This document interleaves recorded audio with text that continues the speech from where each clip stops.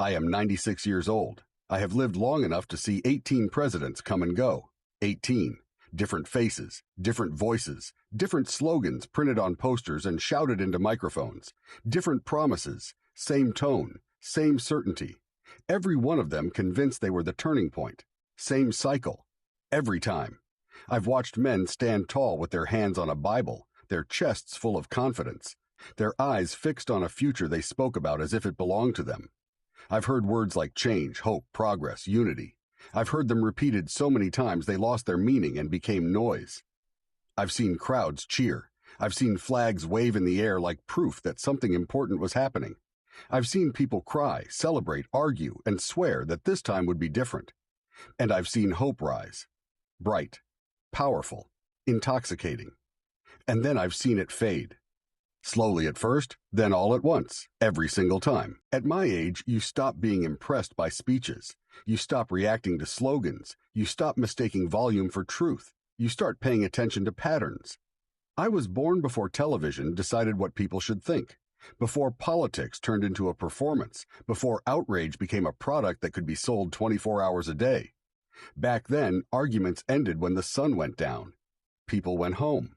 Silence returned. Now the noise never stops, and most people confuse that noise with meaning. I've outlived my parents. I've buried friends who believed with their whole hearts that this leader or that leader would finally fix things. I've watched neighbors stop speaking, brothers cut each other off, families fracture over opinions about people they would never meet, people whose names eventually ended up in history books, and then quietly disappeared into footnotes.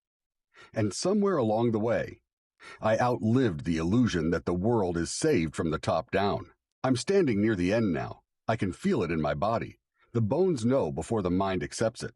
Your body always knows the truth first. Mornings take longer. Silence feels heavier. You start measuring time differently. And before I disappear into the same silence that swallowed every president I ever saw, I want to tell you what never changes. Because you are still trapped inside the noise, still arguing, still waiting, still convinced that someone else will fix what you refuse to face. And that belief is the most dangerous one of all. You are living a comforting lie, the lie that if the right person wins, your life will finally begin. I've watched people postpone happiness for decades, waiting for the economy to stabilize, waiting for the country to heal, waiting for the world to make sense. They kept telling themselves, after this election, after things calm down, after we get through this period, it never ends. The world has always been unstable. Every generation thinks their chaos is unique. It isn't. Let me tell you something that will disappoint you and set you free at the same time. No president ever saved a man from wasting his life. No election ever taught someone how to love their family better. No leader ever gave back the years someone spent afraid, distracted, or angry. I know this because I've seen it play out again and again. Let me tell you about a man named Harold. Harold believed history was on pause until the right leader arrived. Every 4 years, he reorganized his hope. He watched debates like scripture. He memorized talking points. He argued with strangers. He argued with his brother until they stopped speaking altogether. Harold always said, "Once things change, then I'll focus on myself. Once things settle down, then I'll live." He said it so often it felt like a promise. Harold died at 58. Heart attack, quiet, sudden, no warning, no closure. The world didn't pause. The news cycle moved on.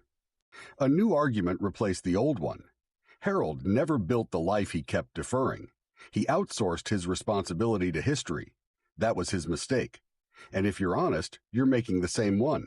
You think your frustration is awareness. You think your anger is intelligence. You think picking a side is the same as having a purpose. It isn't. I've seen 18 presidents. And here is the truth no one tells you. Power rotates. Human nature doesn't. People still want comfort without effort, certainty without responsibility, identity without self-examination. That never changes. Empires rise, empires fall. The human heart stays the same. I've seen wars start with applause and end in silence. I've seen leaders promise peace while quietly selling fear. I've seen hope weaponized again and again until people couldn't tell the difference between being informed and being manipulated. And the strange thing is this, The people at the top always survive. It's the ordinary people who pay. The men who miss their children growing up because they're glued to screens, arguing about people they'll never meet. The women who carry anxiety that doesn't belong to them, fear downloaded into their lives from places they've never been. The families divided by opinions that will be irrelevant in 20 years. That's the cost. You think you're participating in history. Most of the time, history is passing right through you while you're distracted. I learned this late. I spent years thinking my outrage meant something, that staying informed was the same as being alive. It wasn't. The older I got, the more I noticed something uncomfortable. The people who lived the fullest lives weren't the loudest. They weren't the angriest. They weren't the most opinionated. They were the most present. They didn't wait for the world to improve before improving themselves. They loved anyway, they built anyway, they forgave anyway. Presidents came and went. Their lives moved forward. I made mistakes here. I let the noise into my home. I let it steal evenings. I let it turn conversations into arguments. I chose being right over being close. That regret doesn't fade with time. It sharpens. Now, when I look back, I don't remember who won which election. I remember moments I missed because I was distracted by things that never touched my real life. Here's the part you don't want to hear. If your peace depends on who is in power, you will never have peace. If your identity depends on opposition, you will always need an enemy. If you keep waiting for the world to change before you live honestly, you will die waiting. I've seen 18 presidents. Every one of them promised change. And here is what never changed. You still wake up alone with your thoughts. You still carry your fears. You still choose how you treat people. No leader can do that for you. So let me give you a different strategy, not political, human.